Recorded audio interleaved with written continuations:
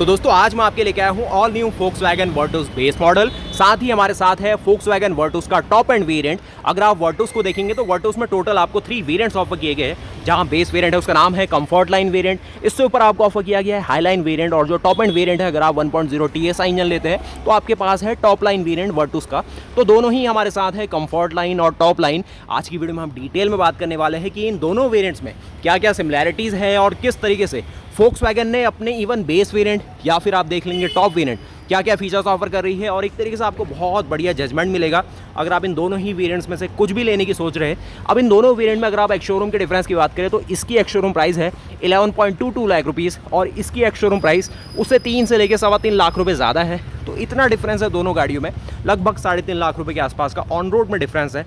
तो सबसे पहले देखिए ये किस जो एक मैं कहूँ ना कैटेगरी को बिलोंग करते हैं। तो दोनों ही गाड़ियाँ एक मिड साइज सेडान कार के सेगमेंट में आ रही है, जहाँ पर इन्हें कम्पीट करना है हुंडई वर्ना और आपकी होंडा सिटी के साथ। जो इसकी सिबलिंग है जिसका नाम है स्कोडा स्लाविया, वो भी इसी तरीके की फीचर पैक के साथ आती है। लेकिन अगर आप डिज़ाइन स्टेटमेंट वाइज देखें तो ये बहुत ही ज़्यादा मॉडर्न और शार्प लुक्स के साथ आती है। इवन अगर आप बहुत बेस मॉडल भी देखेंगे ना, इसमें भी फुल ऑन LED सेटअप दिया गया है। यहाँ पर देखिए जो हेडलैम्प्स है पूरे LED ऑफर किए गए हैं, DRLs ऑफर किए गए जो कि LED के साथ आते हैं। हाँ, लेकिन अगर आप टॉप लाइन देखेंगे यहाँ पर आपको थोड़ा मामला अलग दिखेगा। LED यहाँ भी दिया गया है लेकिन ये थोड़े से प्रोजेक्टर के साथ दिए गए हैं। अगर DRL देखेंगे तो ये ज़्यादा प्रीमियम लग रहा है, और यहाँ देखेंगे तो कुछ टर्न इंडिकेटर दिया गया जो कि बिल्कुल छुपा हुआ सा आपको दिखने वाला है।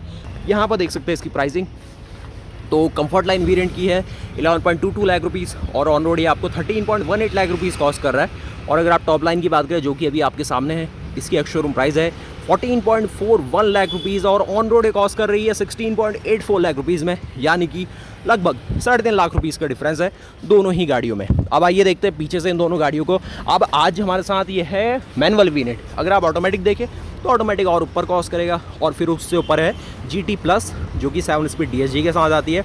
लेकिन ये आपको केवल एक तो ऑटोमेटिक में मिलेगी, साथ ही ये परफॉर्मेंस स्ट्रीम है तो इसमें थोड़े से ज़्यादा स्पोर्टी एलिमेंट्स को ऐड किया गया है, जिसमें आपको एक्सप्लोरर मिलेगा। मतलब ये भी सही चीज़ है, लेकिन अगर आपको बजट के साथ जाना है तो ये जो टॉप लाइन है ना, ये बहुत वैल्यू दे रहा है। अब जो बेस मॉडल है वो उसने तो बिल्कुल दिल खुश किया ही हुआ है। अगर आप देखेंगे टायर साइज़ की बात भी करेंगे तो टायर साइज़ यहाँ पर मैं देख पा रहा हूँ जो आपको ऑफर किया गया सेम है 205/55 रेडियल 16 का। अब उसमें आपको स्टील रिम मिलेगा, इसमें आपको अलॉय का फंक्शन दिया गया है और अलॉय काफ़ी डायनेमिक आपको लगेगा। पीछे आपको ड्रम ब्रेक दिए गए। ये जो लग नट्स है ये आपको कुछ अलग टाइप के मिलेंगे, टॉक्स नट है जिसके लिए आपको अलग ही की चाहिए, और जो सस्पेंशन ट्रैवल है काफ़ी शानदार है।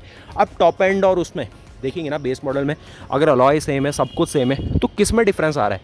दोनों में कोई डिफरेंस नहीं है, सब कुछ सिमिलर है। गाड़ी की जो राइडिंग हाइट है दोनों के सिमिलर है। अब ये कलर है ना, ये कैंडी वाइट है तो ये थोड़ा सा आपको कॉम्पैक्ट लग रहा होगा, और ये है वाइल्ड चेरी रेड, मतलब बहुत ही कॉन्ट्रास्ट भरा कलर है, बहुत ही स्पोर्टी आपको लग रहा होगा। तो यही कुछ है इसका मामला, इसीलिए गाड़ी थोड़ी आपको बड़ी बड़ी चौड़ी चौड़ी लग रही होगी। इसीलिए लग रही है क्योंकि कलर ही ऐसा है, और थोड़े अलॉय से भी गाड़ी बड़ी लगती है। लेकिन साइज़ सिमिलर है 205, 55, 816 का। काफ़ी बल्कि काफ़ी बीफी टायर लगेगा आपको। ये इसका बेस है, वो उसका टॉप है। रियर से भी देखेंगे ना ज़्यादा डिफरेंसेस नहीं है। इसमें जो आपको रिवर्स पार्किंग लाइट मिलती है ये LED में दी गई है, उसमें भी LED मिलती है। उसमें शार्क पिन एंटीना ऑफर किया गया। यहाँ पर देखेंगे कुछ ऐसे वाले नॉर्मल एंटीनाज है, और ये है इसकी साइड के लोग। अब उसमें आपको सनरूफ मिलती है, लेकिन इसमें कोई भी सनरूफ नहीं है। और ऊपर से अगर आप पैन शॉट देखेंगे ये ऐसा कुछ पूरा पैन शॉट आता है इसका।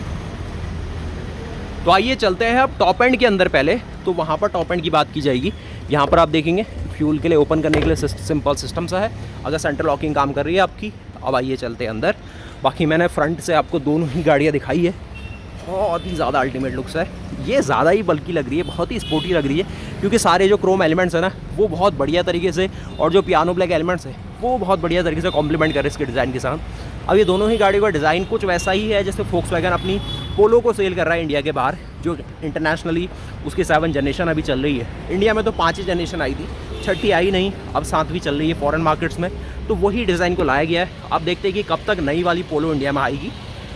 और लुक्स बहुत ज़्यादा अल्टीमेट है, बहुत शानदार। और दिखाया था मैंने आपको इसका सब कुछ। तो ये है इसके ओआरवीएम्स, टर्न इंडिकेटर यहाँ भी है, टर्न इंडिकेटर यहाँ भी दिए गए हैं। और अगर आप देखेंगे इसके सारे ए पिलर और ये डिपार्टमेंट को बहुत अल्टीमेट। बॉनेट में भी सारे कट्स एंड क्रीजेज़ आप देख सकते हैं, इसकी कट्स एंड क्रीजेज़ यहाँ पर भी वही बरकरार है। तो आइए जल्दी से अंदर चलते हैं। एक आपको रिक्वेस्ट बटन यहाँ ऑफर कर रहे हैं क्रोम के साथ, देख सकते हैं। और ये आपका खुलता है कुछ आपकी Volkswagen Virtus के टॉप एंड वेरिएंट, जो कि इसका टॉप लाइन वेरिएंट है। GT प्लस की बात थोड़ी अलग है, लेकिन ये बहुत ही प्रीमियम लगता है, कोई शिकायत नहीं है इसमें भी। कैसा पूरा लेआउट है, एक तो डुअल टोन फंक्शन के साथ सब कुछ आपको देने की कोशिश की गई है। कुछ आपके को यहाँ पर एक अलग सा ब्राउन शेड दिया गया है, उसके साथ पियानो ब्लैक ऑफर किया गया है। थोड़ा सा यहाँ पर आपको आइवरी शेड है, बेज का कॉम्बिनेशन है।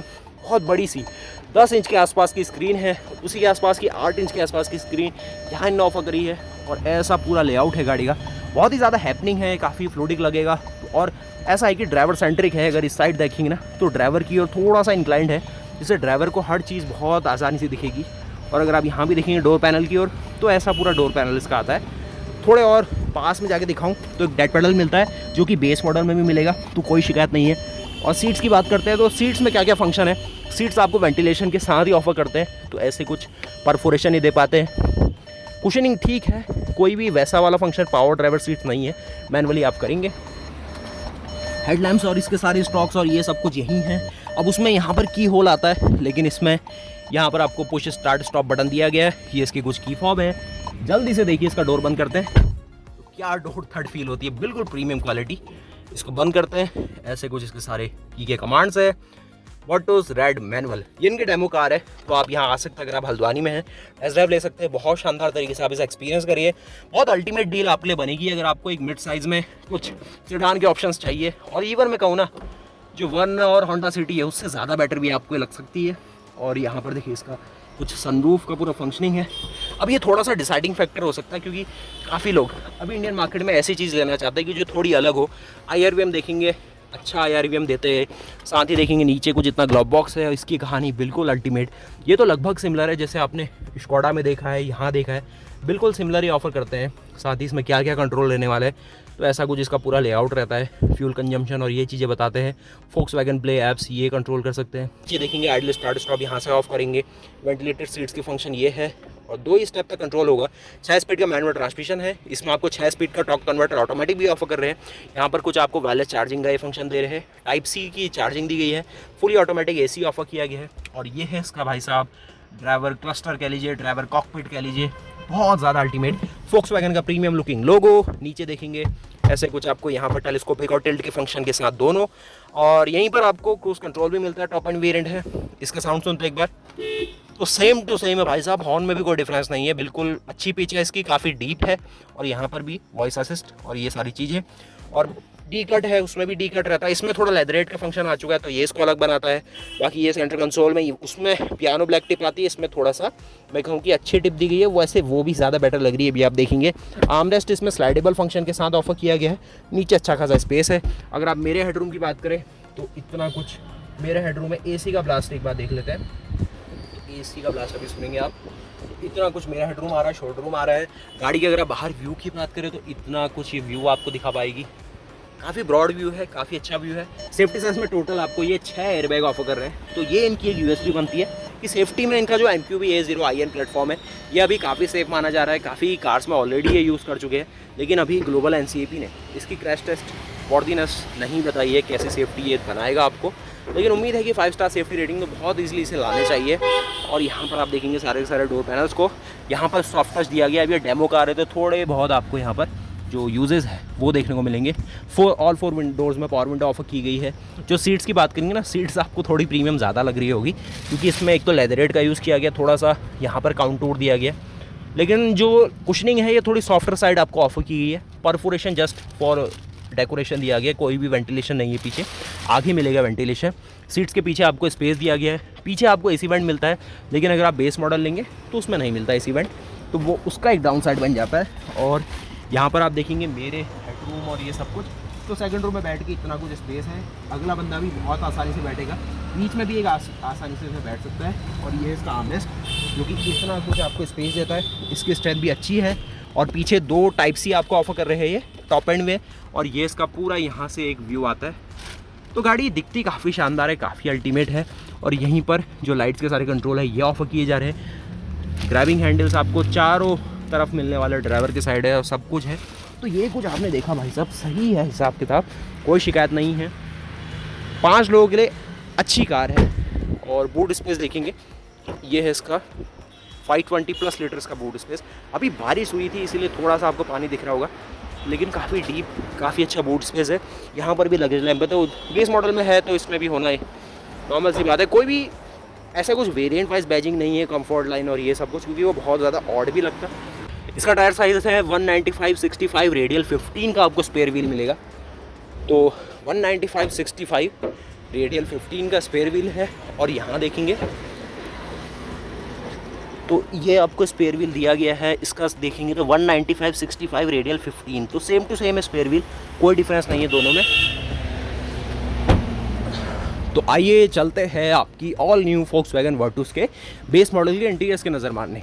तो कोई वेलकम यहाँ पर रिक्वेस्ट बटन नहीं है, रिक्वेस्ट सेंसर नहीं है, और ये है इसके इंटीरियर्स। थोड़े सा आपको प्लेन, थोड़े डल लगेंगे उसके मुकाबले, लेकिन जो बेस वेरिएंट ले रहा है इस प्राइस सेगमेंट में काफ़ी सही वैल्यू क्रिएट करेगा ये आपके लिए। स्टीयरिंग में काफ़ी प्रीमियम ट्रीटमेंट है, उसके मुकाबले थोड़े बल्की स्टीयरिंग आपको लगेगा, तो अगर आप ये पसंद करते हैं तो ये भी अच्छी चॉइस है। और अगर आप देखेंगे ना इंफोटेनमेंट, तो यहाँ पर आपको 7 इंच का इंफोटेनमेंट दिया गया है। एक नॉर्मल सी आपको यहाँ पर ड्राइवर क्लस्टर ऑफर कर रहे हैं। सीट्स की बात करेंगे तो सीट्स भी आपको फैब्रिक दी गई है, इसमें भी आपको कोई भी पावर ड्राइवर सीट तो नहीं है, लेकिन आप स्लाइड कर सकते हैं उसी की तरह, हाइट का भी फंक्शन दे रहे हैं। और यहाँ देखेंगे बेस मॉडल में भी कुछ ऐसे वाले आपको जो सॉफ्ट टच मटेरियल वो दिए गए। गाड़ी में टोटल आपको 8 स्पीकर आने वाले हैं, तो वो इसको एक प्लस पॉइंट में ले जाते हैं। यहाँ पर देखेंगे साथ ही जो ऐसा कुछ आपको की फॉब मिलता है, तो ऐसी कुछ की फॉब दिखेगी आपको, जो कि मैनुअली आप यूज़ करेंगे। और इसको स्टार्ट करने के लिए भी सेफ्टी के लिए आप क्लच को पहले दबाना है, तभी जाके गाड़ी स्टार्ट होगी। तो हमने सेफ्टी के लिए करेंगे। ये इंजन मैंने कहा कि टॉप लाइन ले लीजिए या फिर कंफर्ट लाइन या फिर हाई लाइन, आपको वही इंजन मिलने वाला है। 1.0 TSI इंजन, जो कि 115 PS की मैक्सिमम पावर और 178 Nm का मैक्सिमम टॉर्क ऑफर करता है। एसी को एक बार जल्दी से ऑन करते हैं, कितनी जल्दी कूलिंग करेगा। इसके फ़ैन का ब्लास्ट ऑटोमेटिक एसी के मुकाबले थोड़ा ज़्यादा मुझे लग रहा है, ये ज़्यादा जल्दी कूलिंग करने वाला है। वो थोड़ा सा रहता है कि ऑटोमेटिक एसी अपने अकॉर्डिंग अपनी स्पीड को थोड़ा बम्प अप करता है। इंजन भी देखिए अपने आइडलिंग RPM पे आ रहा है, तो वो इसके लिए एक सही सा अपना कुछ ऑप्टिमल टेम्परेचर ढूंढ रहा है। लेकिन फिर भी आप देखेंगे ना, गाड़ी बेस मॉडल होते हुए भी काफ़ी अच्छी वाइब्स आपको देगी, काफ़ी प्रीमियम आपको फील करवाएगी। थोड़ा सा फ़ैन स्पीड कम करता है। तो थर्ड में अगर आप आते हैं तो थोड़ी सी पतली साउंड आपको आएगी। फोर्थ में फुल ब्लास्ट में चलने वाला है, और अगर आप सेकंड में आएंगे तो और साइलेंट हो जाता है। साथ ही देखेंगे तो क्या सब कुछ दिया गया, प्लास्टिक मटेरियल यहाँ सब कुछ हार्ड दिया गया है, इसमें थोड़े पियानो ब्लैक एलिमेंट्स और ये सब कुछ है। तो जो 3 से 3.5 लाख रुपीज़ का डिफरेंस आ रहा है ऑन रोड में, वो जस्टिफाइड है। अगर आप चाहते हैं कि अगर आपको फीचर्स चाहिए, टॉप एंड चाहिए, या फिर अगर आपको सनरूफ चाहिए, तो आप ज़रूर जा सकते हैं इनके टॉप एंड वेरिएंट की ओर। लेकिन जो बेस वेरिएंट है वो भी अच्छी वैल्यू दे रहा है। साथ ही अगर आप IR भी हम देखेंगे, इसमें भी डे नाइट का फंक्शन दिया गया है।